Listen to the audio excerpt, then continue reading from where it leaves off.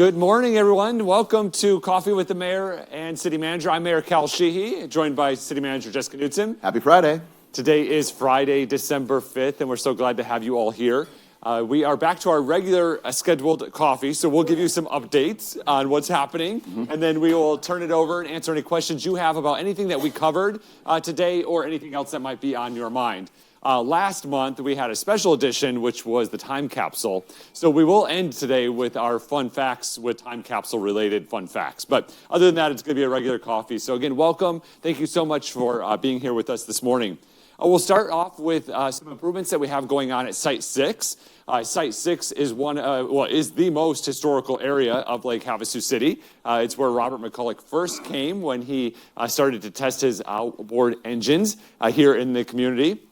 It was a respite center for World War II, now veterans, but active military force back in those early days. But it also is now a recreational area for residents and visitors to Lake Havasu City. And at Site 6, we've done some improvements last year, which were redoing the ramp area to make it easier to use, churning the tilt of the ramp so it was easier, extending it so you didn't drop your wheels in the back of the water. We redid the parking lot areas. And then this year, with the help of former Supervisor Buster Johnson, he allocated some of his ARPA dollar monies for us to be able to get a grant to redo the fishing dock out at Site 6. So I'll turn it over to Jess to talk a little bit about what those improvements look like and when they'll be available for our public to use. Yeah, no, certainly. Thank you, Mayor. The Site 6, like you indicated, a lot of things happening out of that area for improvements. And the latest and greatest that's happening right now as we speak is the installation of a new fishing dock. So we've tried our best to repair the old one. A lot what you see with the fishing dock is obviously above water, but there's a lot of care and a lot of work and a lot of thought that goes into making sure that that fishing dock is properly anchored, on the lake bed. So we did our best, and then thanks to former Supervisor Johnson, that we were able to secure some funding for that fishing dock. So we got a really good price on it. We got a really good fishing dock that's being installed, and we're working through that right now. There are a couple delays, unfortunately, with regards to some parts that we wish were on the shelf, and we're waiting to get them ordered and in hand and installed. So it's taking a little bit longer than we originally anticipated. So thank you for everyone's patience out there. The ramp is available for use. There was a time where we had to close that down for a couple days. But I think we're looking at probably mid-January now when that fishing dock will be ready for public use. And we're planning for a ribbon cutting about a week after that. So we'll invite the public down to come take a look at it, and we'll talk about the project and all the good things that are happening there and what that means for the community and maybe the future of the site as well too. So that's coming up. So about a month out for the fishing dock when it's ready and available for the public use, and then a ribbon cutting shortly after that. Yeah, so there are other fishing piers around Lake Havasu. So if you do use fishing, it's a very popular area, but there's 5 total fishing piers that you can walk off from the land onto fishing docks. So 5, I know. I just learned that. I went on the Sunset Charter and Tour Company. I went on the Kontiki Canyon Cruiser, and I learned that, fun fact, a couple of Sundays ago. So, but you go to golakehavasu.com and look at the different fishing piers if you want to go out and use a different one in the meantime while Site 6 is being done. And again, a big thank you to former Supervisor Buster Johnson for partnering with the city about a year and a half ago to bring this project to fruition, and also the Arizona State Parks and Trails for their grant opportunities for the improvements we've had at Site 6. Very great partnerships that we've been able to form, and at the end, our citizens will have better recreational access and usability in this area. So we also have, just today, Jamaica and McCulloch. We've talked about this several times in the coffee. We were installing a stoplight in that area, and it went live today. I was just told minutes ago. Live this morning, yeah. So commuters getting their children to school, whether they're going over to the south side schools or over to the high school, we're able to use it with much more ease because there is now a traffic light. Whenever we make a traffic control change, though, we do encourage folks to use caution in that area. It is obviously when it's new and It's not what we're used to. We don't operate it the way it should be. I did see some comments on social media throughout the last couple of weeks of, why is it flashing and why is it doing this and why is it doing that? It's doing all of those things to alert the motorist that something new is happening, so that when it was turned on this morning, that we had people using it as a stoplight instead of a four-way stop, or as one person put, a very expensive four-way stop for the last 2 weeks. So, but it's a great improvement. That was in partnership with ADOT and also with the Lake Havasu Metropolitan Planning Organization to be able to get the funding necessary to be able to have that stoplight there. It is a great improvement for the folks that live up in that area.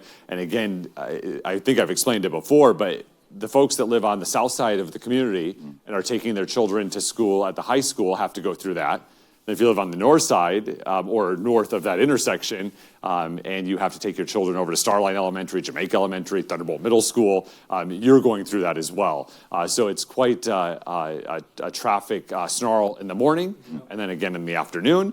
And so great improvement in the community to help ease that traffic.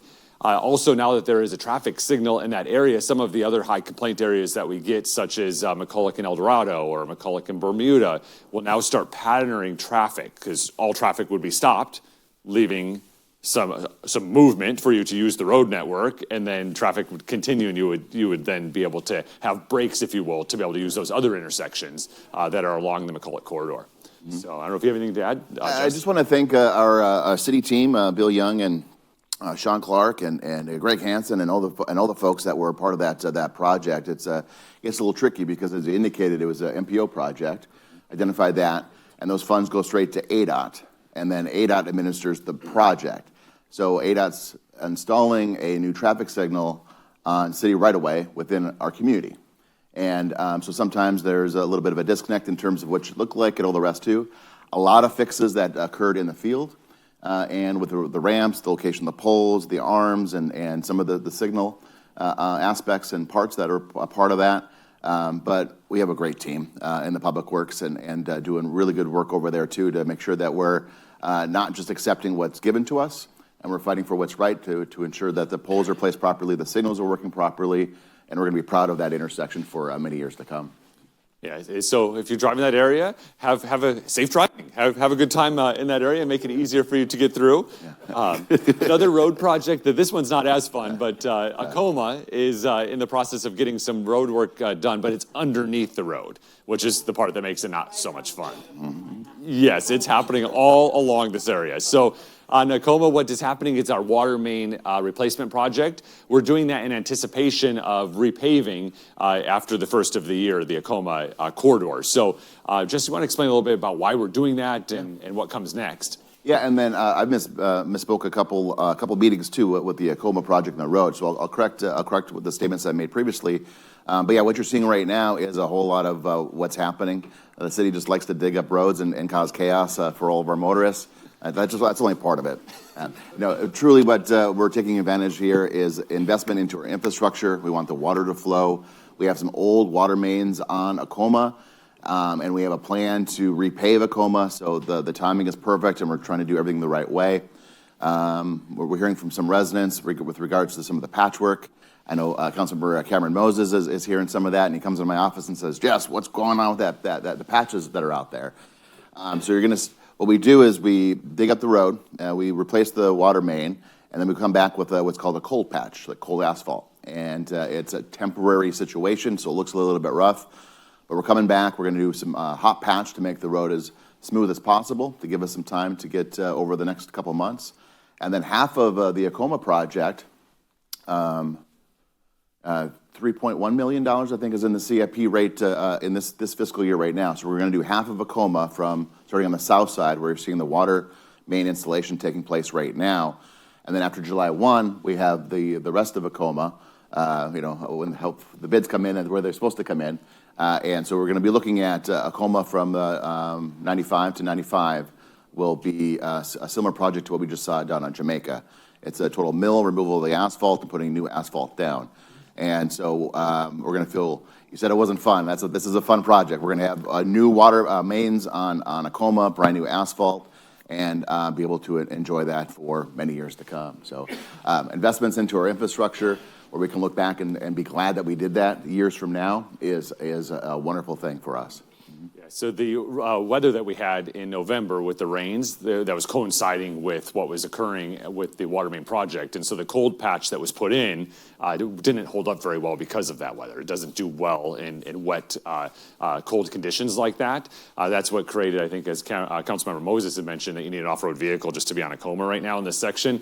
So they are going to come back, as Jess mentioned, and fix it. What will get done in this current budget year, so after the first of the year, in early 2026, is a coma from south Tacoma from Highway 95 by Terribles all the way to McCulloch. And McCulloch is kind of our stopping point. And then in the next budget year, as Jess had mentioned, starting July 1, if everything falls into place and it is in the budget correctly, it will go from McCulloch to Highway 95 along Mojave College in that area. So again, all of Acoma will be done, which is really needed. It has so many motorists that use that on a daily basis. Of course, after the weather events that we had at the end of November, you're starting to see some breakage in Acoma. We're aware of those things, but those will be getting addressed with this project that's going forward. It just makes it very difficult while the project's going on for us to move ourselves around the community, especially when that's such an integral part of our road network.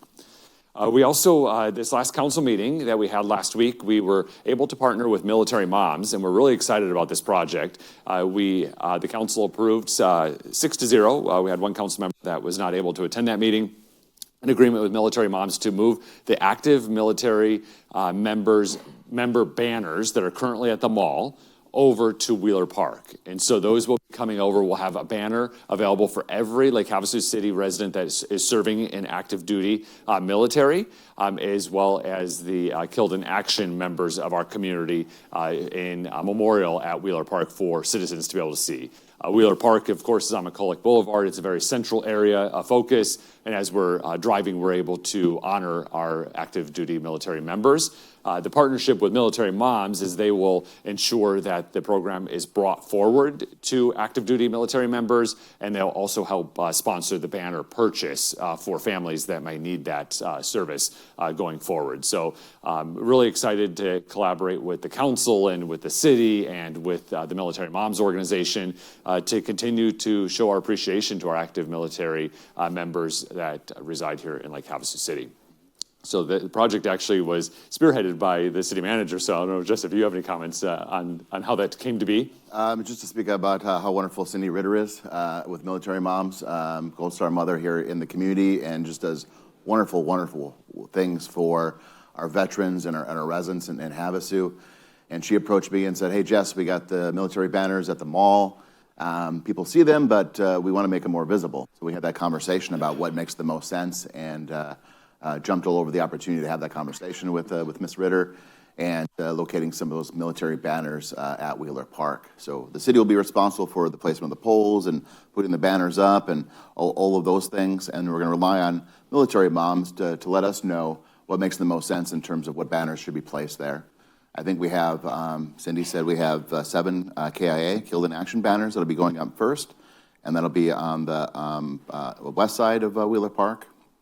And then be working with our local veterans on identifying some banners for Lake Havasu City residents that are serving in active duty or otherwise determined by Military Moms. So a really great program. Very, very grateful to be a part of that with Cindy and the Military Moms, and very excited for the future of what that's going to look like.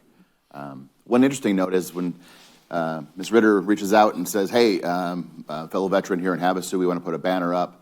A lot of the response she gets is from a place of modesty. You know, they don't want their face on a banner. So we're obviously very respectful of that, but we really want to thank and honor and support our veterans here in Havasu, and this is one way of doing that. Yeah, so if you know of any active duty military members and they have an interest in that, please reach out to Cindy Ritter at Military Moms, and they will help facilitate that for you as we have this project move from the mall over to Wheeler Park. But it's a great project.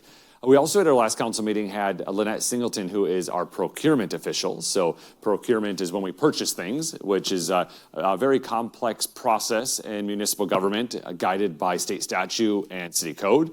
The overall intent of it is to make sure that it's open, fair, and transparent for all people. That includes the people bidding on it, the people doing the projects, and then the citizens that are paying for the project. So we had a great conversation about what that is, what's guided through that process, how we are able to do it, and what we can do, and what we cannot do. And we've had some discussion from the council perspective is how do we make it easier for local vendors to be able to do business with the city? And we've been, over the last year or so, working with different organizations to be able to get that information out. How can we best facilitate the opportunity for local people to bid on projects and to be able to have a fair shot, if you will, at getting that project awarded to them? We worked in partnership with the Chamber of Commerce and had some discussions with our development services team that brought a lunch and learn to kind of teach local vendors what we do through development services. So that's the planning and permitting and all of those types of things.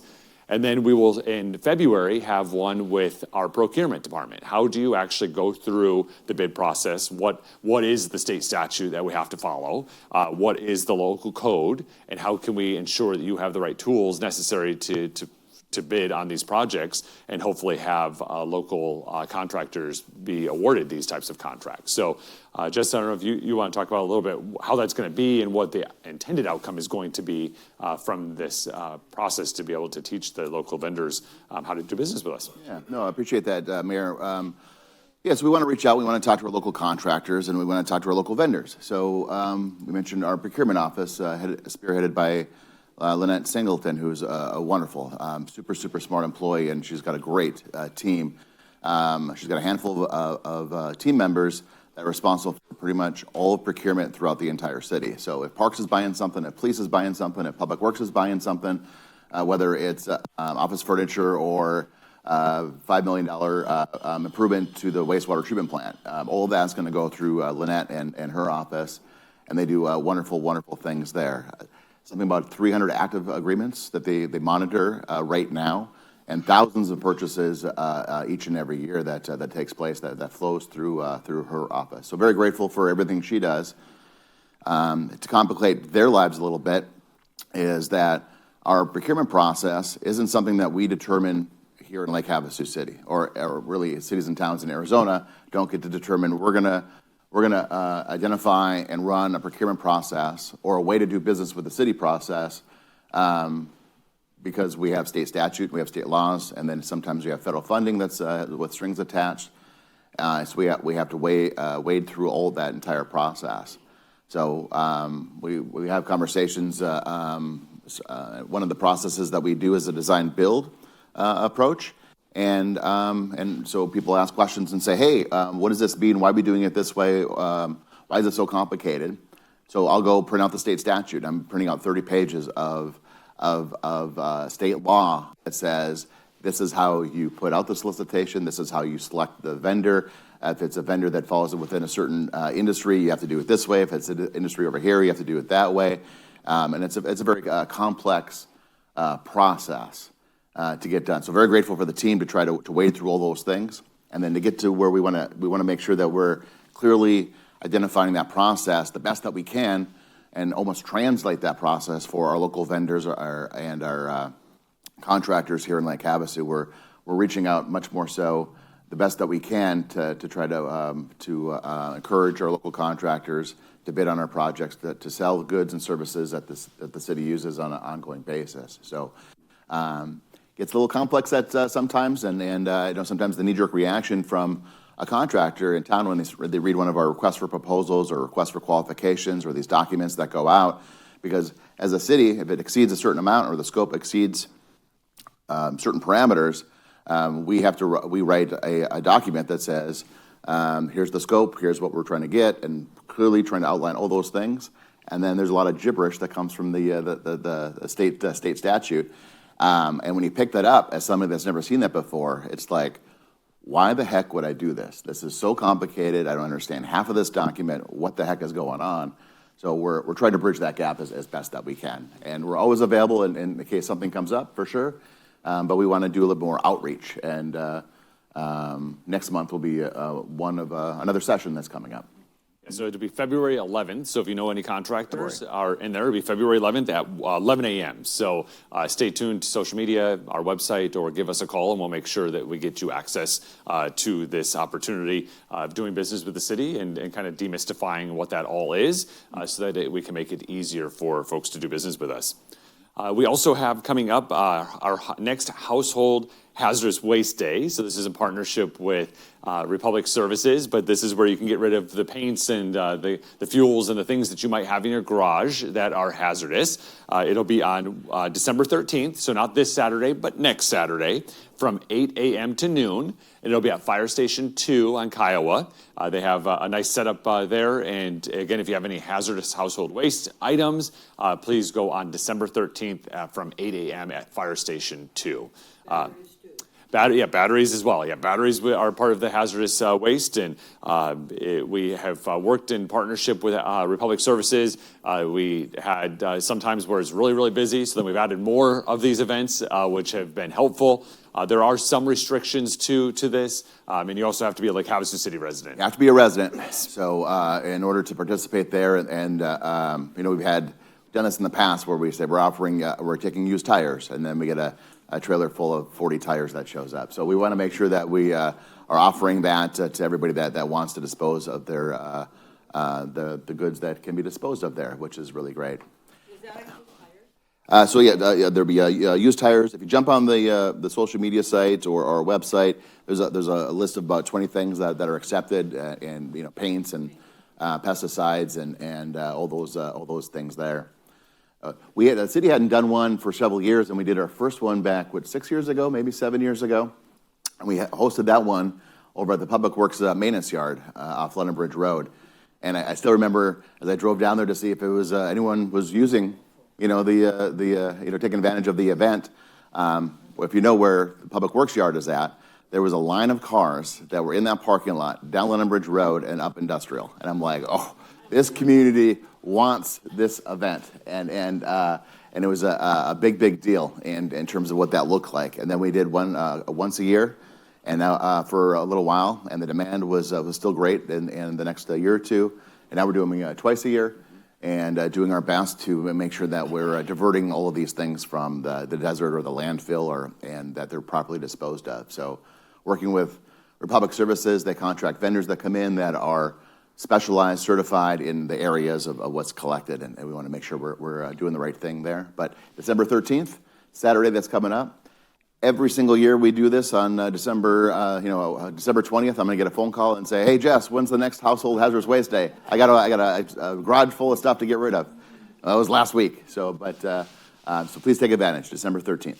So the events are still very, very popular. So have some patience while you're doing it, but it is a great event for us to be able to get rid of the things that we have in our garages that are hazardous. Mm-hmm. We also have just graduated our first class of the Havasu Residence Academy. Jerry Bracamani led the effort. What the idea was for the Havasu Residence Academy was to open up the inner workings of city government and open it up to our citizens. And so we did that through a process that Jerry had created where applicants were able to apply. We had, I believe, 25 is what we started with.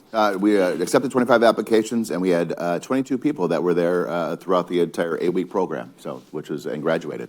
Yes, so they went through and got to discover and meet with all different departments. So they were able to have discussions with, what does the city manager do, and what is that office responsible for? What does our administrative services department do? What does Public Works do? What does Parks and Rec do? City attorney, city clerk, all of the departments they met with, and were able to learn what that process is. The feedback that we received was amazing, so much so that we're going to have a second Havasu Residence Academy, and that is going to be in the spring of 2026, so stay tuned for more information, but it was a really great and engaging opportunity to see citizens be able to get involved in their community in a different way. There's lots of ways you can get involved. You can volunteer with organizations throughout our community. You can volunteer with the city if you want. You can be on a board, committee, or commission with the city. You could run for office and be an elected official through the city. There's lots of ways, but as a Havasu Residence Academy graduate, you were able to see the inner workings of the city, maybe see a pathway of service, or just be more knowledgeable to be able to influence your sphere of folks about what the city is doing and how it does it and why it operates the way that it does. But congratulations, Jerry. That was such a fantastic program. Thank you for allowing me to be a part of it. Oh, and Cindy is, we have a graduate in the room. So, yes. Yeah, thank you for jumping on, Cindy, and applying for it. Yes. So, but again, spring of 2026 is the next class, so stay tuned for more info. And just be aware, I think when Jerry first put out the press release and announced that the program was happening and asking people to apply, was it 4 or 5 days? One day we exceeded the number of available spots. So we'll talk about it at some of the upcoming coffees and keep you informed if you're interested. But when it comes out, jump on it if you're interested.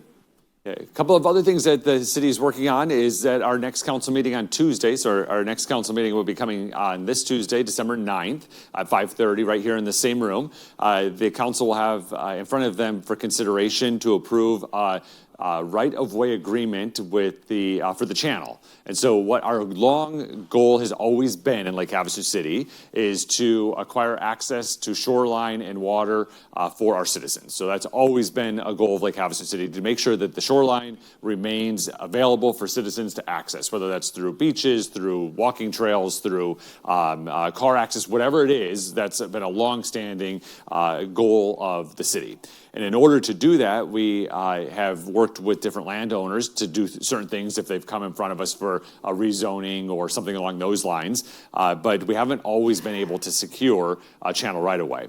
Most specifically, we have had a very difficult time getting, water access. But most specifically is in the channel. We've had the most difficulty dating all the way back to when Mr. McCulloch first bought the properties in Lake Havasu, brought the bridge here, constructed the bridge over dry land, then had to get federal approval from the president to be able to divert a federal waterway. And through there, he somehow missed getting dedicated right away along the shores of what would now be the Bridgewater Channel. And so we've had to work very hard as a city to be able to get that access just so we have it. We've had great partners down there where we've had open access for citizens for all of these years, but we didn't have any legal instrument to ensure that that access would remain. So what is going to be in front of the City Council on Tuesday will be approval of a right-of-way access for pedestrian access from the London Bridge all the way to past Kokomo and in that area, so basically right in front of London Bridge Resort in the English Village area. If approved by the council, that will then give us legal instrument right-of-way from the state park. And then at the ferry area, we have a little area that we're still working on, just a small spot there that we won't have a legal instrument yet, but we still have access. And then we already have access from the north side of the village. We then would have the south side of the village, and then the area in front of London Bridge Resort. And then our next goal is working on getting the area that is in front of the golf course area that would then connect that parcel over to Rotary. So we're working on it feverishly, but we have other partners there, including Arizona State Trust Lands, that we're working on to get that access as well.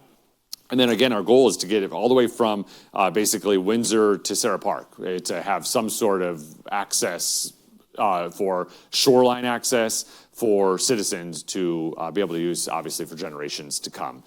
So that it's been a long time coming. It's very, very complicated. There's lots of instruments that were all the way back to the Mr. McCulloch days to then the subsidiaries who purchased the parcels over the years, and just to follow the chain of title is very complex, but we've been able to navigate our way through that. This is all became possible because the city entered into an agreement with London Bridge Resort to take care of, so London Bridge Resort takes care of the cleaning, if you will, underneath the London Bridge, because the city just owns this island of land underneath the bridge. What's the stage area that's right under the London Bridge, that's the only piece that the city owns in that area. And we only got that because of a rezone request that then it was deeded over to us. So it was always in private hands for forever until maybe 10 years ago? Yeah. About? A little more, yeah. Yeah, about 10 years ago, the city got there, but it's just like this island with no legal instrument for access because we didn't have the right-of-way agreement. So it made it very difficult for our parks crew to clean underneath the bridge because they would have to traverse across private property and kind of jump private property to take care of this island. So the resort agreed to take care of this and also dedicate the right-of-way to access to the city.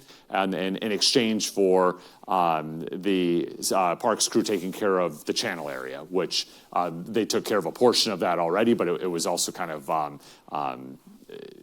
intermittent on the area of the land holding. So it just made it more sense for everyone. It clarified 5 agreements into 1 agreement over the years. So real complex way to say we have access to the shoreline area now, and the council will consider that to have that legal instrument going forward on Tuesday. If I can, it's very complicated because we're looking at just the entire area, not just what we're talking about here today.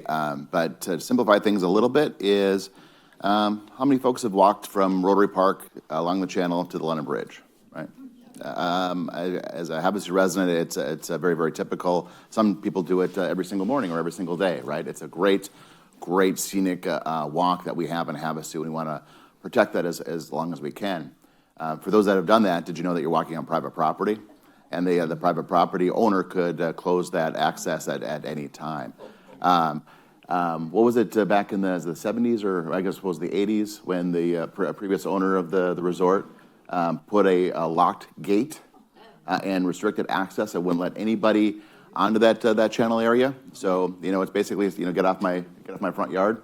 Well, in true Havasu fashion, somebody showed up with a grinder, took the gate and threw it in the channel. So that wasn't going to stand for very long in Havasu. So as we indicated, we want to make sure that we have a permanent public access easement that's going to be deeded and tied to the title of the property that we're talking about right now, which is London Bridge Resort. Very grateful for Mr. Flatley, the owner of the resort, to even consider this, that we're taking a portion of his property and turning it into an easement, and now protecting public access for generations in perpetuity, so for generations to come. And then, as you indicated, so we have like Rotary Park, and as you're walking towards the bridge, then you're walking past the golf course. Well, that golf course is owned by Arizona State Land, leased by London Bridge Resort, and so we're working with Arizona State Land to try to get an easement on that property as well too, and then so we can connect all of those things, and then continue down the path past the bridge. There's some property the city owns. There's some access the city has rights to for our residents. When I say the city, I'm talking about the residents, and be able to get on that property without any gates or any hassle along the way. So we're working on trying to put all that together. What you'll see at the council meeting, if you tune in or if you show up, we're going to present all of that and try to put a map out there to show, okay, where do we have access and what are we working on right now? Because in the end, we want to ensure that we're doing that. You mentioned from like Windsor down to Sarah Park, so conversations, that's our big vision, our goal. We're also trying to maybe Sarah Park to the island, because as we design the second bridge to cross the channel, it's over there at the Windsor. Wouldn't it be great to start at Rotary Park and eventually further south, but start at Rotary Park, walk along the channel area and connect to the pathway, go across the channel on the bridge, and then connect to the island walking path. So. So that's the vision right now, to walk all along that channel through the other side and get to that point. So just more opportunities. Obviously, that channel is very, very special for our residents, and we want to make sure it's protected. And there's no disputes moving forward, because it'll be a public access easement that'll be recorded with the county for that property. Yeah, And a public access easement allows access for the public, but if public is acting a fool, it's still private property, and they will, the private property owner can say you've got to go. So that is people that are not maybe walking their e-bikes in that area, or people that might be skateboarding, or people that might be causing trouble for other people using that public access area. So it's all the people that irritate our residents, then call the city hall or yourself to say what's happening on that walking path. So, people we need to be respectful, obviously, and everybody in this room obviously gets it. And there's a few out there, and we want to make sure that we're protecting it for the masses. Yes. And today we're talking about the channel, but an additional goal we have is also around the island. So we also have water access is a priority around the island as well. So that's just a different conversation. We just don't have something in front of us right now, but we are actively pursuing that through the general plan process that's ongoing right now, as well as ways to ensure that we have access for our citizens to the shoreline around the island as well. So big priorities for Lake Havasu City. We're continuing to work on them, and what you'll see is some action for consideration on Tuesday of making that or moving that ball forward on behalf of the city. We have a few large rezoning issues that are before the city right now. So first, we'll talk about one that the council already considered last week, which is called Come Together. This is a 102-unit apartment complex going to be located out at the mall complex. It would be on in a parking lot area behind the movie theater. Currently, there's a large parcel back there. It's 3 stories, and it was approved by the city council to move forward. The idea here is it was brought forward by local developers, local business owners, to be able to try and solve or add some solutions to housing options that the workforce can use. And so their intention is to have a one inclusive price. So if you were to rent a 1-bedroom or a 2-bedroom apartment in this facility, it would include your appliances. So your television would already be on the wall. You would have a refrigerator in the unit, all of the appliances. It also would include in your rent, your utilities, your water bill, your internet service, all in the same price. So you would pay X number of dollars a month to live in this place, and that literally would be the only bill you have other than your cell phone and your car insurance and your car payment. The intent, though, was to be able to offer this as a solution. It's not going to solve it. It's not Section 8 housing. It's not billed as affordable housing. It's workforce housing. It's another opportunity for people to live that have amenities in this facility, and it's 102 units.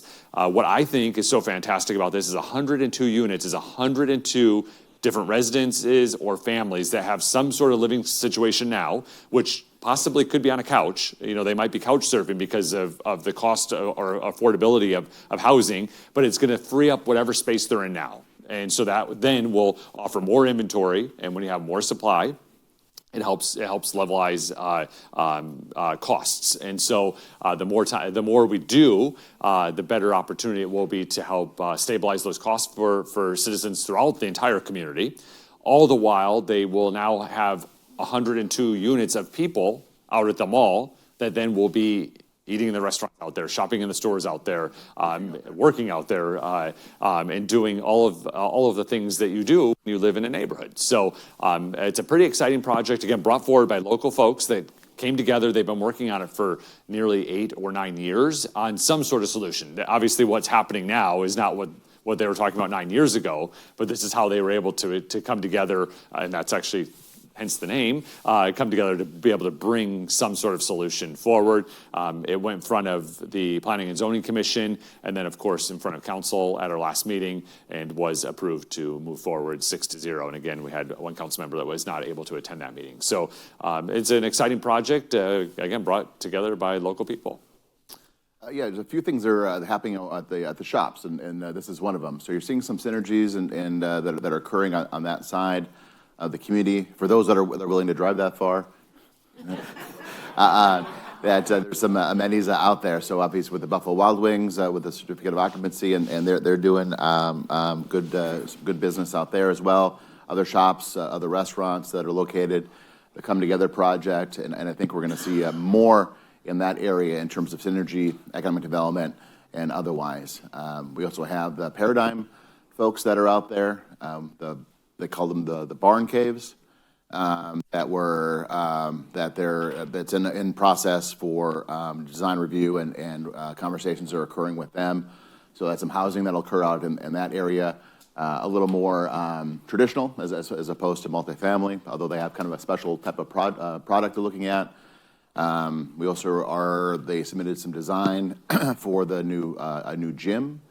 Paradigm did for a new gym out in that area as well too. So working with a few folks out in that area that are coming to the city and saying we want to invest in property and construct a few things out in that area. So what we see today will change here in the next year or two and beyond. Yeah, so there's lots of activity that are happening in the shops. We get feedback from citizens say, there's no stores out there. There's nothing for us to do. The facility is pretty much leased up. I mean, so there are some vacant areas that they're working on attracting new businesses. And then we got the healthcare. So the healthcare facility that's out there, which is providing services that we don't currently have, healthcare service we don't currently have in the community, as well as some services are going to compete with other entities within Lake Havasu, and competition is great across the board, especially there too. So I don't want to forget by announcing that. Mm-hmm. I know they're going through the application process to get, for Medicare and Medicaid and all the things that they need in order to work through the insurance side of things. But that's very exciting, super exciting. But they're doing surgeries at that center now. Yeah, I mean, they're already out there performing surgeries at the mall or in the mall area. So there's basically, if you go into the interior of the mall, we'll use the theater right now kind of as the benchmark of where we're at. So if you're looking at the theater as you're coming into the mall facility, there's now the Buffalo Wild Wings, which is very popular. Citizens are loving that. They are going to continue to keep some theaters where you're able to watch movies, first-run movies. There will be an activity center that will come in there, kind of an arcade area type experience. If you then are, again, looking at the theater area and you look to the left or towards the south of the community, that's where a lot of the business and enterprises are. So as you go down that area, that's where the surgery center's at. That's where some other omni-channel retailers are at. As you make your way to Dillard's, just adjacent to Dillard's, a youth-based gym is in the process of relocating out there and opening.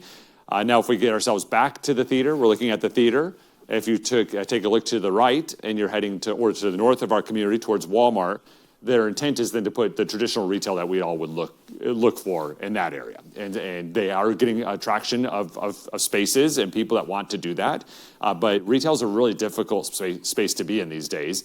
And many of us know that. I mean, we see our Amazon trucks coming through our neighborhoods every day. We hit the Shop Now button real quick and we have it just delivered to us. So whether that's by shopping or having a subscription service where your things just arrive for you, it makes it very, very difficult for a retailer to make any money. And a lot of these retail stores, whether it be JCPenney or Dillard's or Walmart for that matter, when you're purchasing from those stores online, depending on where that store is located, they could be facilitating it. So they're walking through and they're like, oh, you want a pair of black pants? They pick up the black pants and they throw it in the mail and it comes to me because I just ordered it online. So a lot of that business is happening and they're the distribution center that's happening out there. So lots of activities happening out at the shops, and couldn't be more proud of Jared Ports, who is a local resident that went to high school here. His family lives here, to really invest in that space for all of us, to be able to really help that north side be complemented by the things and the services that they need to make it a better experience to live in that neighborhood. So.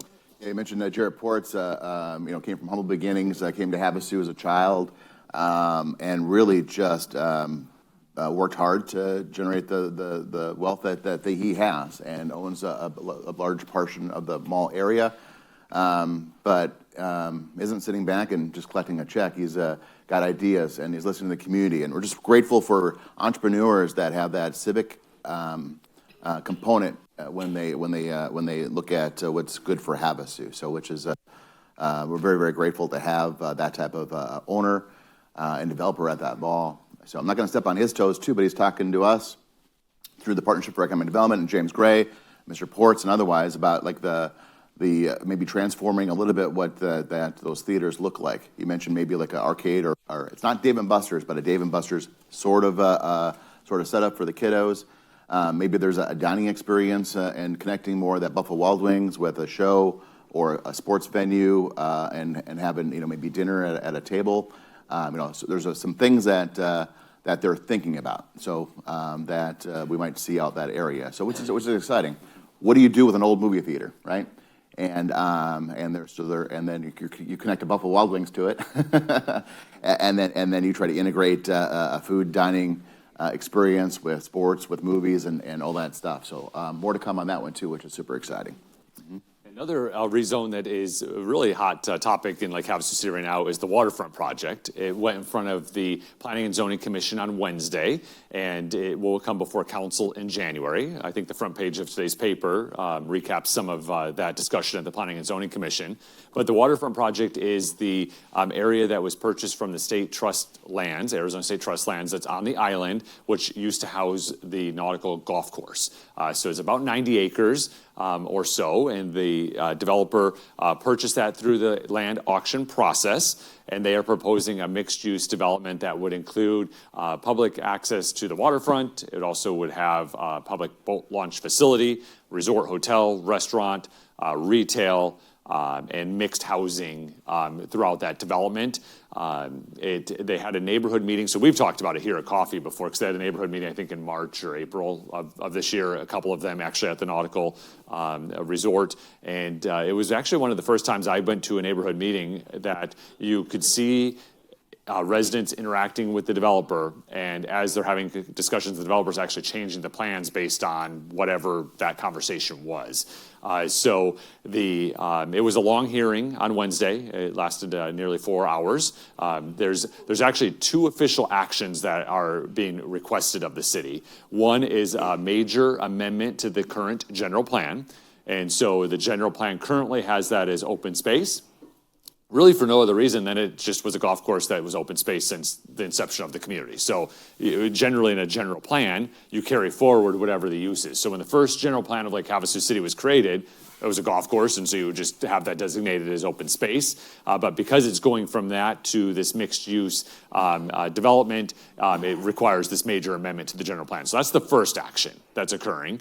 And then the second action is the request for a rezoning. So the rezone, the request right now is to go to Island Body Beach zoning designation, which is what all of the other properties adjacent to this and on the island are already zoned for. So that is the second request. It went through, again, the 4-hour hearing. It's available online if you want to watch that meeting and get a little more flavor for what it is. But there was lots of public engagement throughout this process, and then, of course, it'll come before City Council again for those 2 actions. So we'll be asked about a major amendment to the general plan first. If that's successful, then a rezone. I don't know, Jess, if you have anything to add to. Yeah, no, I think this project for me as somebody that wants to make sure that we're soliciting as much public engagement as possible and providing as much solid information to the Planning and Zoning Commission members and to the City Council, so everything's on the table, so we're making good decisions, right? And so what you're seeing right now is a little bit of a democracy and public engagement, all that stuff in action right now when a project of this magnitude comes before the city, and how important it is for the community to have a conversation about the future of Lake Havasu, the future of the island development and what that looks like. So, if I simplify it down to the nitty-gritty of what we're talking about here, so as far as community conversations, growth versus no growth. What does that mean in terms of Havasu and just as far as like larger scale developments is being requested? It's not a city action, right? So the city is the tool and the means of the property owner to request a change in the zoning and the general plan and then seek permissions to develop that property. So it's their activity, but we're trying to shepherd that process as efficiently as possible, but hitting pause on every possible occasion to get sentiment back from the community. So what's the future of Havasu with as far as growth versus no growth? Very simplified conversation there, right? Then more integrally, what does it look like for the development of the island? And then even more so, what does it look like for that 90 acres that's out there? So as a resort good for Havasu? Is the public launch good for Havasu? Is housing on the island good for Havasu? Is the commercial that's being requested, is that good for Havasu or good for the island? So lots of good conversations that are occurring, and I'm very grateful for a respectful back and forth and what the future of Havasu should look like in that area in particular. And then, if I can, too, there was an editorial in the paper, was it earlier this week or maybe late last week, talking about how the city needs to make sure that we're properly planning for water and infrastructure and roads and all those types of things. All of that has happened. So on the staff level. So to think that that hasn't happened is, and when I read that, it is a little odd to me that we're just taking a piece of paper and handing it off to the council and saying good luck and figure that out. We have engineers, planners, we have expertise, and that go through the project and say, okay, if you're planning for this, it's gonna require a 12-inch water main line, just as an example. Right now, there's maybe a 6-inch or an 8-inch that's in place, so you're gonna have to pay for increase of the water line in order to serve this project. You're gonna have to pay for a right turn lane. You're gonna have to pay for any stormwater runoff or lift stations or all the things that are tied to that project. So we've done the analysis of what it means for water, what it means for water distribution as far as the lines. We've done the analysis when it comes to wastewater, traffic flows, and all those types of things. So we have a really, really solid team that when it comes in, staff is looking at this. And if the P&Z and the community and the council ultimately approves it, that we as a team on the staff side, the expertise is there to say, we feel good about council making that decision. And if the P&Z, the community, and the council says, no, that's not what's right for the community, that we've done the work, but that's okay. So then we move on. So either scenario is set up for success when it comes to that decision process. So lots of thought. Months and months, hours upon hours upon hours of conversations and what that looks like. And then we sit down with the folks. And what I've been adamant about since the day I got to Lake Havasu is that growth pays for growth. We don't have impact fees in place in Havasu. Something maybe the city did consider a while back, but now at 95% build out, it's tough to go back in time and look at some of those things. But if we have a project on the table that's being discussed, we're going to say, what are the impacts to your proposed project, and how do we eliminate or minimize the financial burden to our local existing taxpayers in Havasu? And what does that mean? What do you have to do to make sure that takes place from that vein? So lots happening in terms of infrastructure, in terms of road networks, water, sewer, police. We're many conversations on the police side, many conversations on the fire side of what this project means. That in the end, staff has done the due diligence, done the work, the analysis, all the conversations to tee up a decision, yes or no, however that looks like, for P&Z, for the community, and for the council. Yeah, so again, if you want to engage on the waterfront project, it'll be in front of City Council in January, and we encourage you to attend and learn more. Or if you want to learn more before it comes before council, you can watch the Planning and Zoning Commission meeting online or on Channel 4 to learn more about that project. The last council meeting, we also had a PCI conversation, which is a pavement condition index report. We talked about this previous coffee, but the city council hired a company that came through and had these really high-tech trucks that made their way throughout the community and basically drove every lane mile that we had. So up and down every street, both sides of the street. So we say, if I can, we say lane miles. It's not just how many roads, the length of all of our roads, but if we're talking about a 4-lane road, that's 4 lane miles. They're going up and down each of the lanes, and that's what we consider a lane mile. Do you remember how many lane miles we have in Havasu? Almost 900. It's 897 or something? It's like a little over 900. Oh, a little over 900. So yeah. you round up, we have about 1,000 lane miles, put you on the spot, yeah. 1,000 lane miles in Lake Havasu City. That's a lot of road. That's a lot of road to maintain and a lot of infrastructure underneath those roads. So, but I just want to clarify what a lane mile is. Yes, so these high-tech trucks were full of tech equipment, so cameras and they were using some GPS? GPS, multiple cameras, infrared, all the things that are tied to it. One thing we didn't pay for, but might consider 6 years out when we do something like this again, or if we do, they also have the ability to do LiDAR, which you can penetrate within the ground and see what's happening 3 feet under the ground to look at the base and so forth. But lots of really, really cool technology to assess the condition of our roads. Yeah, so at the end of the day, after these really high-tech vehicles come through, it puts a number to each roadway and gives us an average PCI index or score for each road. So now we now know for each road, but we know the overall average. We know what our neighborhood streets are versus what the main arterial streets are. So we're able to make good decisions. We've always used a process like this, but it was really staff would have to go through and drive these roads. They wouldn't necessarily do lane miles because they were like, okay, this looks like what we need to do. They put a numerical number towards it, and then we would make decisions on what we're going to do for our CIP, so our capital improvement plan for the road network through that process. But now through this high-tech process that we went through, now each road has a number, and we know the number. And then Bill Young and his team will be able to make recommendations through the CIP, the capital improvement plan process, to the council to identify the certain roads that need to be done.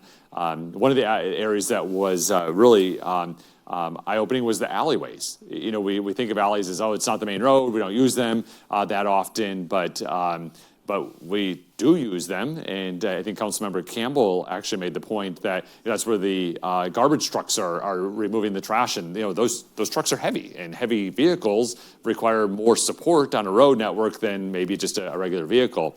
But of course, you can see from collectively our experience, we have this much money.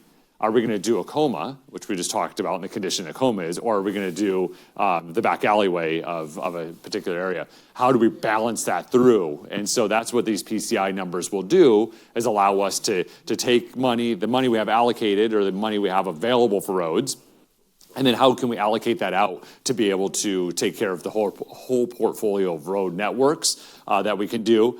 And as just indicated, you think about, Bill had mentioned too, during the conversation, every 6 years we would do this and then augment it through staff evaluation, like at year 3. So we did it this year. Year 3, staff would go through and just verify and check the numbers based on spot checking throughout the community. And then 3 more years we would contract with a company with similar abilities.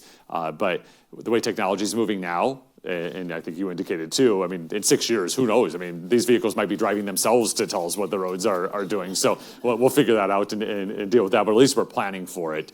But a great data tool for our city team to be able to make good decisions of recommendation to the council for consideration of approval. For me, for a city manager, Christmas came early. When we talk about the scoring of our roads and streets and conditions, but we have data. We have the capability to use that data to make a decision. That is wonderful, right? So we have a score for each of our streets. We'll look at traffic counts. We'll look at the data within the system, and then make decisions when we present recommendations to City Council about here's the roads, here's the streets that we need to invest dollars into. Some of that is the sealing. Some of it is a milling and removal of the asphalt and new asphalt down.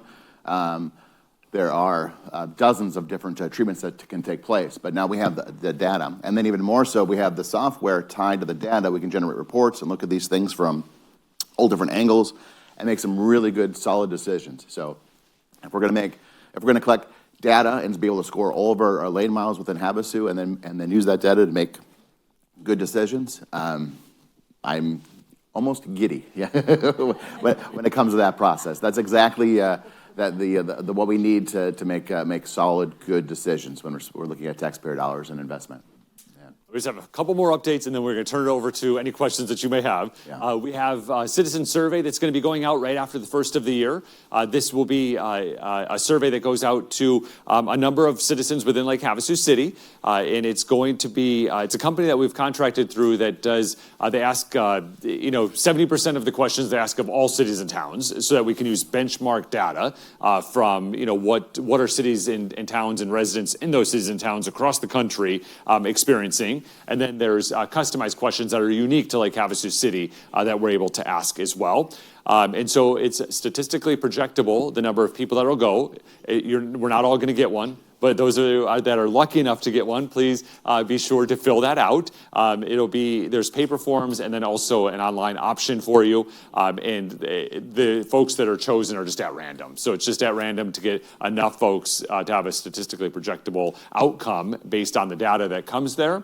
This will be the third time that we've done it. So now we have benchmark data not only from the national benchmarks, but also from Lake Havasu City. So we know, are we making improvements when it comes to engagement with our residents? Are we making improvements on road networks and the feeling of public safety within a community? Or are we going backwards? And if so, what do we do with that information? Well, how do we make sure that we prioritize the needs of our citizens in our working plans of the city? And that's what this process will do for us. Again, it'll come out just right after the new year. And if you are fortunate enough to get one, please be sure to send it back in or engage with that so that we can get that data captured and then we can use that data as we formulate our future plans for Lake Havasu City.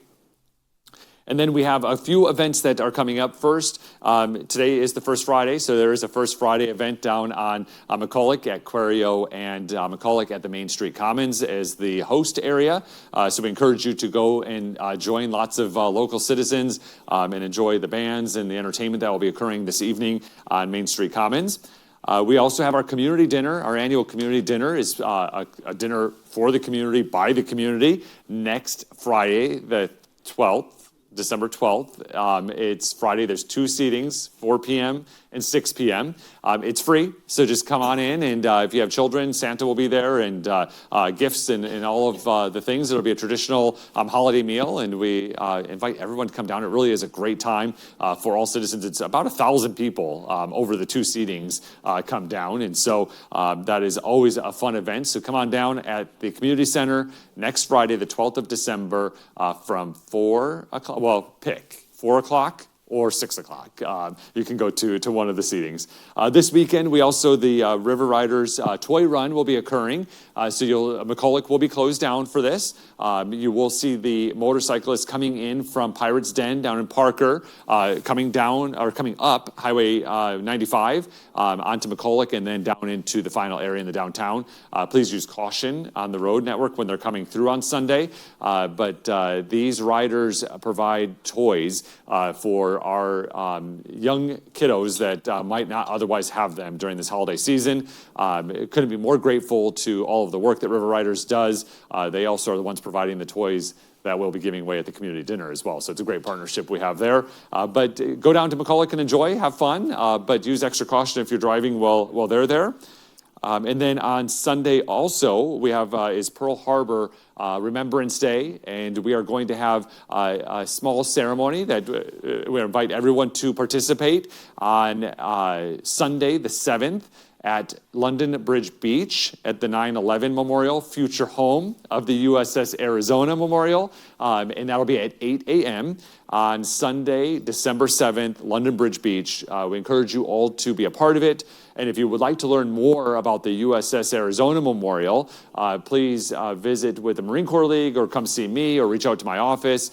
We can tell you all about it. We could use a few more donations as well, then that would get it off of the ground. So if you go to the Marine Corps League website, just search that on Google, Havasu Marine Corps League, and then there's some information on that and the ability to make a donation, well-deserved donation. Yes, so hopefully we'll see you on Sunday morning, 8 o'clock. I know it's early, but it's a beautiful time in that park at 8 in the morning, where the backdrop is to the USS Arizona Memorial is nothing less than stunning, and it's a great opportunity to pay our respects on Pearl Harbor Memorial Day. And then finally, we have, you may have noticed a new Christmas tree down on Wheeler Park.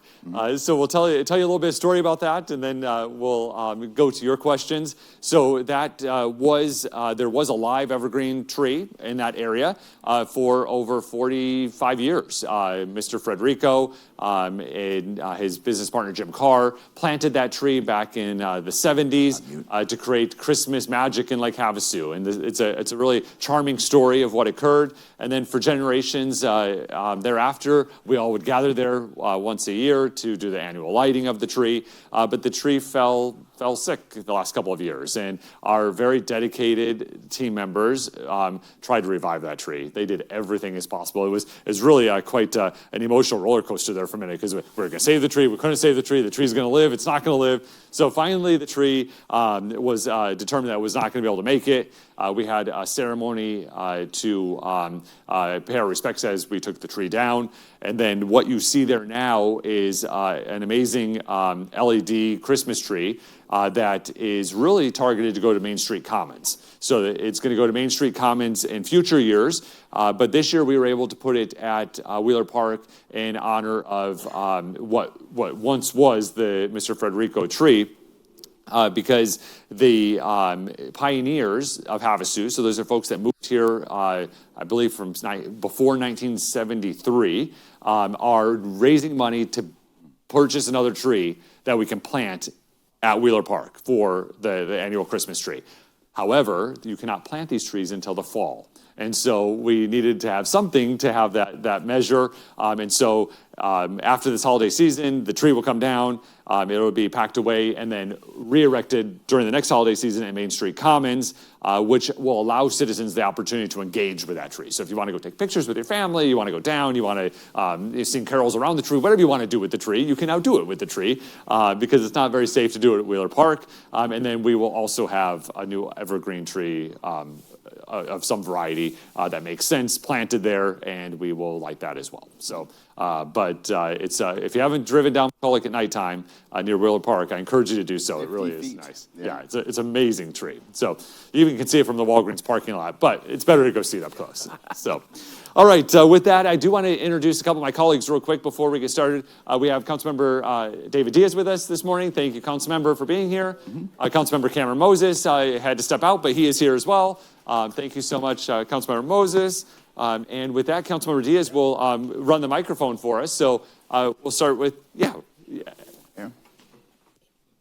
Mr. Mayor, City Manager, my name is Faye Moe, and Arizona has a state law that requires motorists to yield to pedestrians in designated walkways.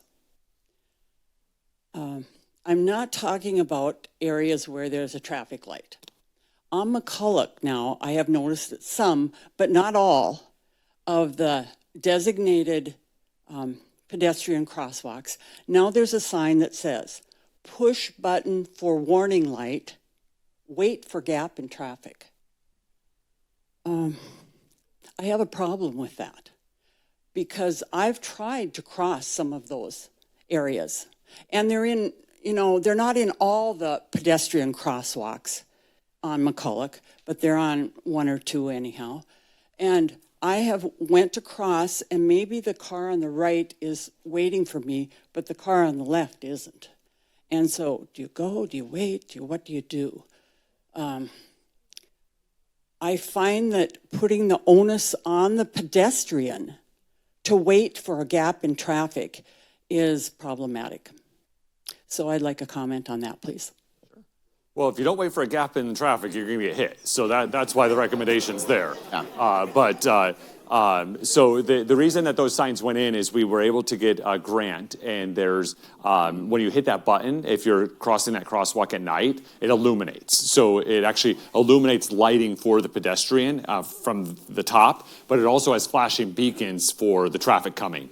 One of the challenges, and I'm just speaking now as a driver, I'm a pedestrian too. I also go out and walk and run and do all the things. But when you're on McCulloch specifically, when you're coming out from that crosswalk, from the sidewalk, so you hit the beacon or you're going to cross with one of the crosswalks that we have in that area, you have to go almost a whole car length before a driver can see you even coming. So if I'm down, let me just pick the one at Mulberry. So say I'm heading up McCulloch from Smoke Tree. We'll go to the Mulberry intersection by Grace Arts there, and I'm driving up the hill, and so I might be in front of like the bowling alley right now, that area, and you're now trying to come out, and if you have not waited for a gap in traffic, you're going a whole car length because there's a car parked there, and I'm coming. I don't see you until you hit there.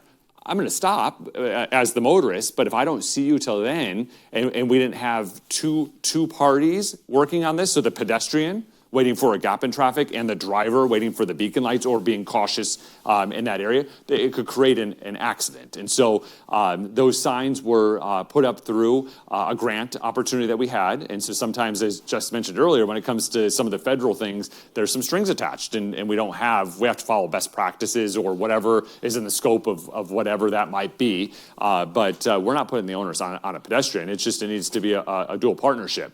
We can't have people just darting out into traffic without being cautious as well. And I can add that too, like when you see a crosswalks or pedestrian crossings as we go, we're also, we have to be very cognizant about where they go and what that means.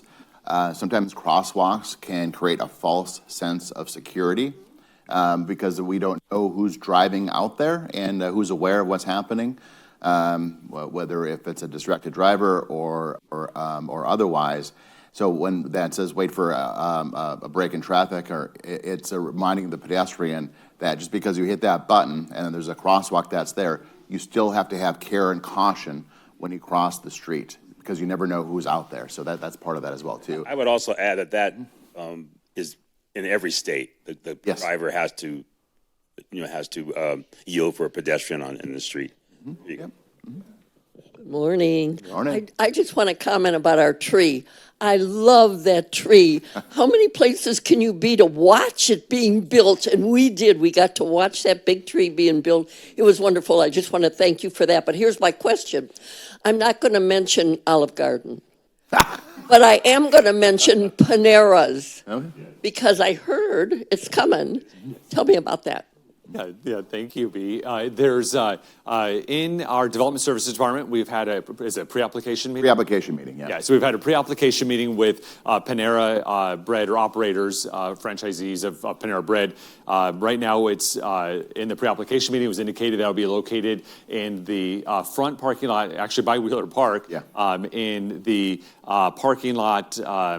With the old Kmart parking lot, I don't know what else to call it. So the old Kmart parking lot that's adjacent to McCulloch there, they would have a building built there, and that would be where that would be located. Should it make its way through the process? Mm-hmm. Yes. So just a quick thought regarding the pedestrian issue. A lot of people don't know this, but you actually have to step out off the sidewalk for a driver to actually be required to stop for you. If you're standing on the sidewalk, they don't have to. You have to step out, make an attempt, wait, gap in traffic, whatever, or they'll stop and you'll go, but that's not my question. So my thought is regarding the two projects come together and the waterfront project. Has the city provided or developed, has staff developed for city council, what we'd call that in the private sector a P&L, profit and loss statement, that totals up the actual revenue, expected revenue, in this case to the city, for each project, and then totals up all the costs. I thought of it because, Jess, you had mentioned, financial burden to taxpayers, 12-inch water main line. Those are examples too. Don't hold me to the 12-inch. And I'm using those as an example. There are many of those. I'm not asking if you have a detailed number for each one. I'm saying in total, can you tell the public what the expected annual revenue is for the city and what the initial costs are to the city for each of those projects? It's one of many things you'd have to make a decision, but financially, that's one of the primary numbers you would use to determine, hey, where are we at? Are we good? Are we bad? Burden? Not burden? Yeah, great question, Bob. Yeah, thank you for that. So two different projects. So when it comes to Come Together is housing, and the benefit for that. So in all development services, when you are going to come to the city, all of the permit costs and all of the development costs are, you have to pay for those services. And so those are determined actually on our council meeting on Tuesday. The city council for consideration will be talking about our fee schedule. And on that fee schedule currently is cost recovery at 100% for development services. So if you are filing for a commercial building permit, that all of the costs involved and what it would take for that are included in that fee that the developer has to pay for. come together included.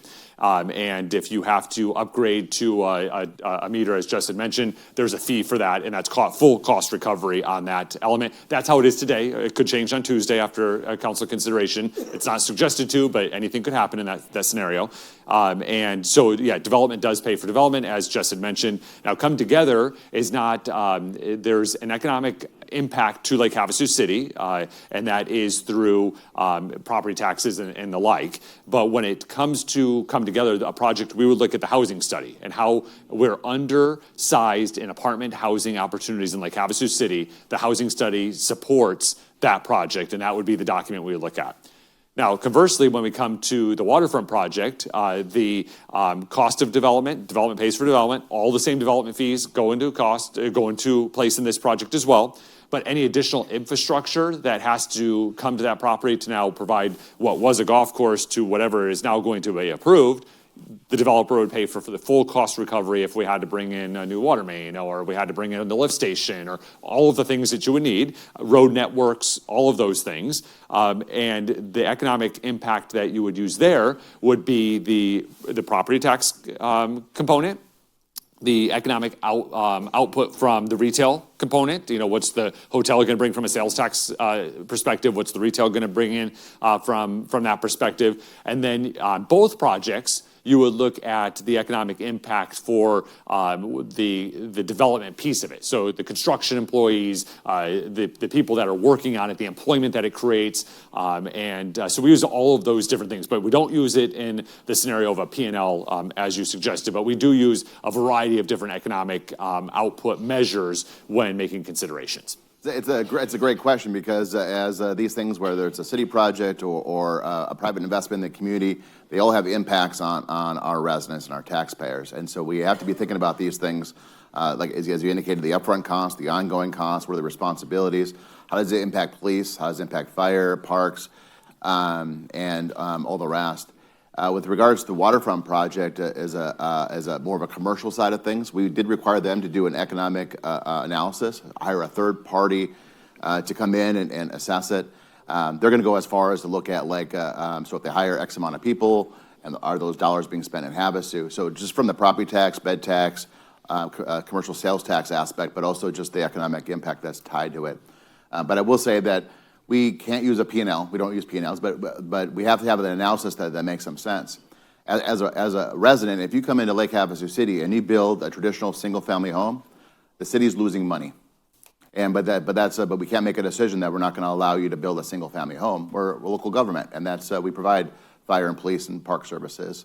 If commercial is constructed within Havasu, then that's going to generate enough revenue to pay for that individual that built that single-family home. So some of it is project by project, case by case, upfront, ongoing, and some of it is just looking at the neighborhood, the big picture, community wants, community needs, what makes for a healthy community, what increases the quality of life for our residents.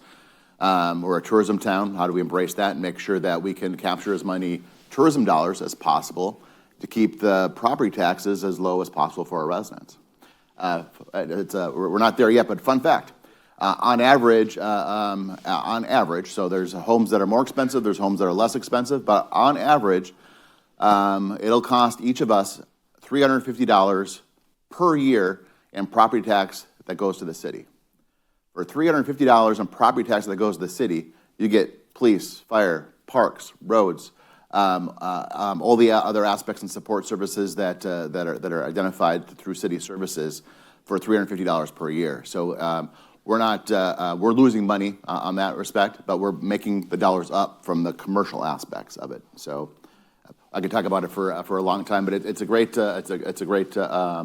discussion starter that has a lot of caveats. Bob, you have to be on the mic, so hold on one second. The people at home can't hear you. Yeah. Interesting.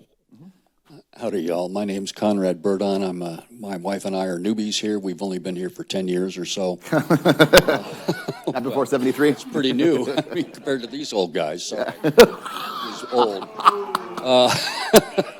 Had to get my slam in someplace. I want to find out a little bit more about what the plan is for London Bridge Road after the new bridge goes in, because y'all know, if you've been on that road, it's mainly 35 miles an hour, and between Industrial and just north of Walmart is 6.5 miles. 6.5 miles, there's no stop signs. There's a little sign, and Cal knows this, it's a pet peeve of mine. There's a little speed sign that says too fast, you know. Everybody has now figured out that that sign doesn't do squat. There's no camera, no nothing, and I know for a fact that Mrs. Campbell and her company don't encourage their drivers to break Arizona state law. But I can tell you, a friend of mine followed one of their trucks, and in a 35 was doing well over 50 miles an hour. Over 50 miles an hour. And something somewhere bad is going to happen. Plus the noise factor as well.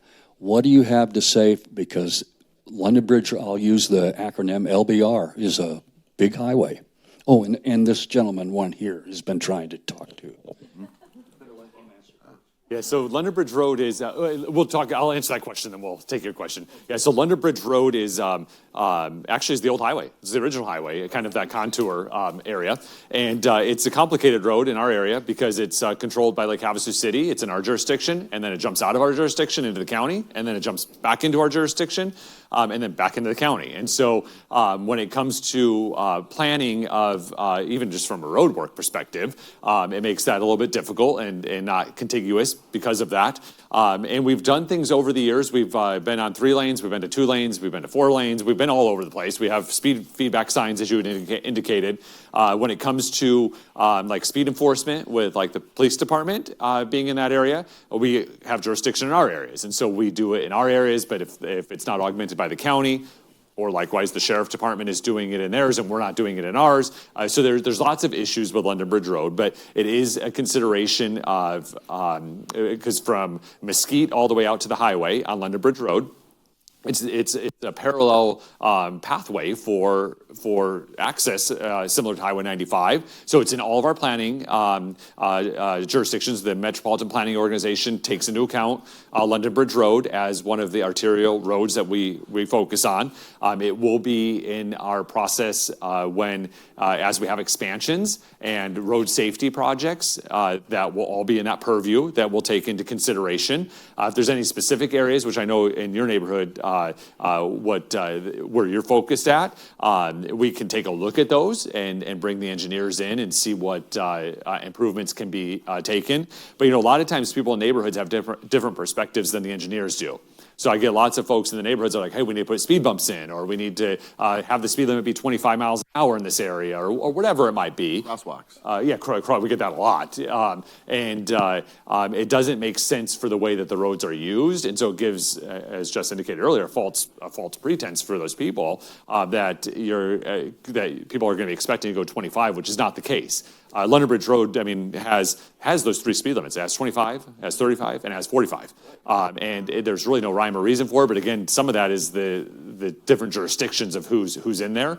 And so it's in our planning area. It is a focus that will be included as the greater focus of road planning. But I don't have any specific information to share with you. But that's what these coffees are: is you plant seeds and we have discussions and you know, we incorporate those in additional conversations that we have.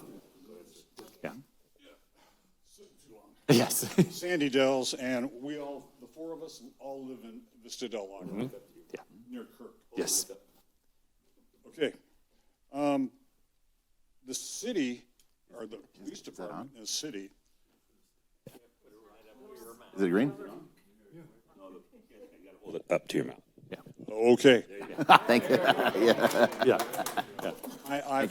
I've called the police department about speeding on London Bridge Road in front of our area. I'm sure it goes on down and up.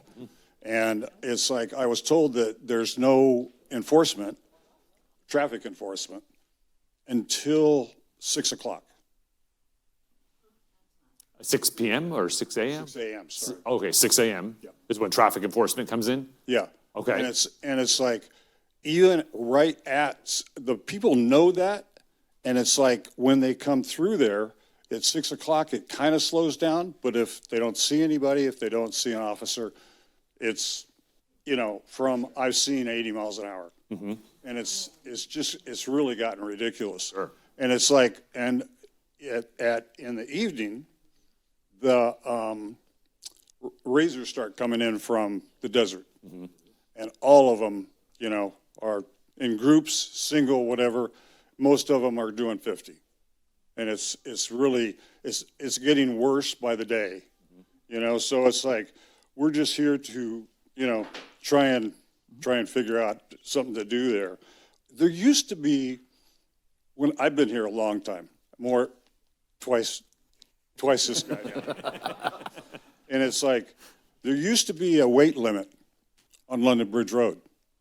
And they took the sign down, and the cement trucks started running. And it's like, that's going back a ways. But it's like, that might help, you know.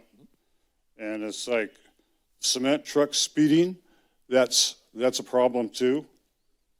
And we all see it. And I don't know if we're talking about the curbs, the new street, you know, cement that's been put in. Boy, The ADOT medians? Oh, the medians. medians. Yes. Yeah. Yeah. I mean, there's impact areas at the beginning of all of them. Yes. And it's like, has there been any decision or what's going to happen there? Yeah, those are your questions? Yeah. Perfect. All right. So, London Bridge Road is point taken. We get what you're saying, and the medians are on Highway 95, put in by ADOT. The opportunity for funding came through the Metropolitan Planning Organization for safety improvements in these areas, and then all of the scoping, all of the project has been on ADOT. So when they first started going in, we obviously immediately were getting feedback from citizens that like, what is happening? And so I drove out there myself. I called our district engineer and the assistant district engineer and said, what is going on? They're like, oh, it's not finished. You know, all of the things.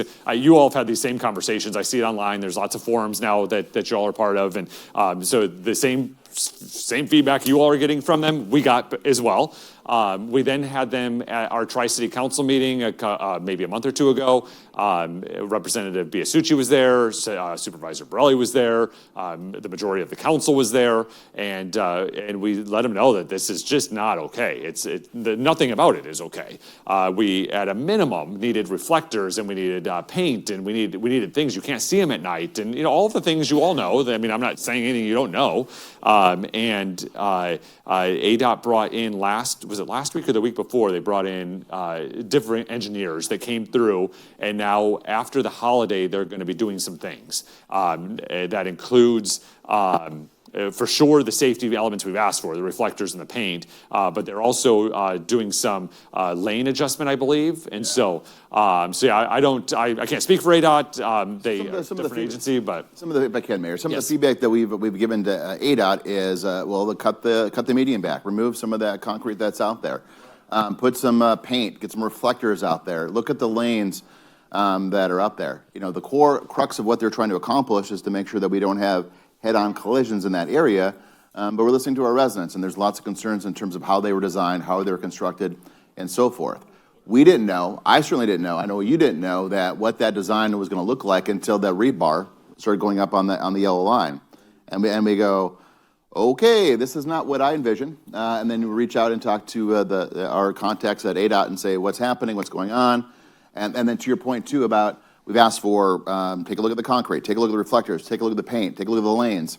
And we know they're going to do things, to your point. Mm-hmm. We have no idea what they're going to do. They don't run a design by us. They don't look at us and say, like, can we have permission to do work on our state highway? We push, we encourage, we yell, we scream, we cry, we plead, we beg, and then they do what they do.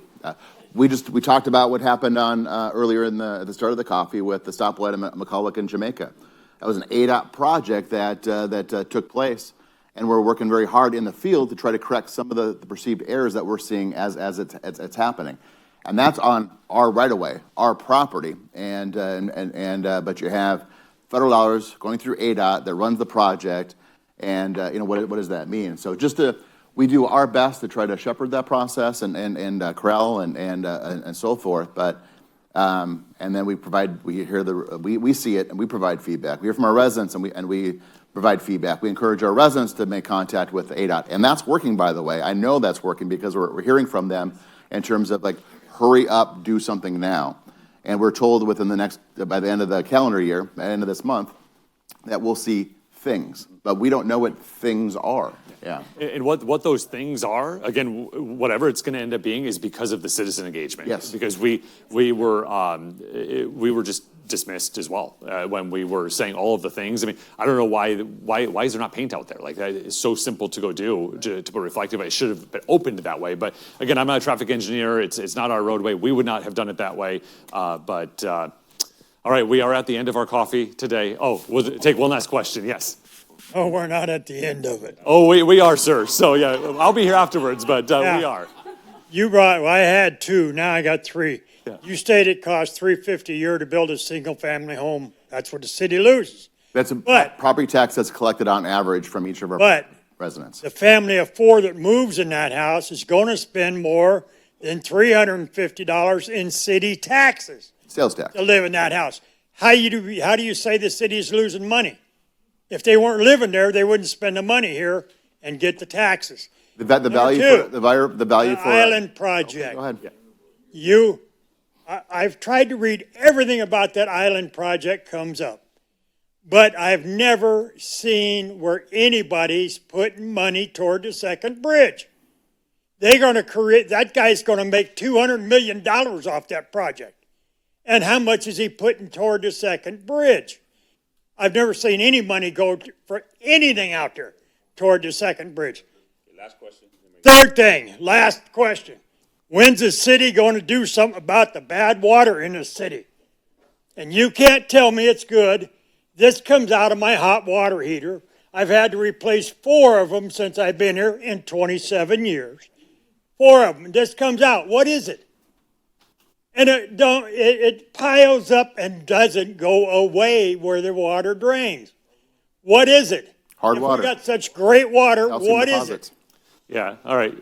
So lots to unpack there. You're real passionate about all of those subjects. So the sales tax was more of a point to a specific pointed question that Jess was answering. Yes, citizens do pay sales tax when they buy goods and services throughout our community. That does contribute to the overall economy of Lake Havasu City. When it comes to water, my water doesn't look like that. I'd recommend that you reach out to a plumber. With our hard water that we have in Lake Havasu City, replacing your hot water heater and that amount of time, you might need a replacement. There might be something in there that's there. Our water's tested by ADEQ, and it meets all of the requirements. It's hard water. We have it here. It's very difficult on our pipes. It's very difficult on our concrete. It's very difficult on lots of different things. If you have specific concerns, you can come over and talk to our water department, and they can work and troubleshoot for you on your particular item. And when it comes to the waterfront project, I encourage you to come to the public hearing, and we'll talk about the second bridge. But currently, that's been funded through money from the Arizona State General Fund, through the work and effort of Representative Biasucci and at the time, Senator Borelli, Representative Cobb, and also Representative Gillette were able to get direct appropriations to pay for the bridge. So currently, as it's going through the process, we have the funds from the state of Arizona to do that. They're in our bank account. We're using them for all the design and those elements of it. But I understand your point. All right, we are now at the end of our coffee. And I did want to end with some fast facts, as I mentioned to you at the beginning of the coffee. They're not fun? They are fun. Okay. Oh, they're fun and fast. Yeah.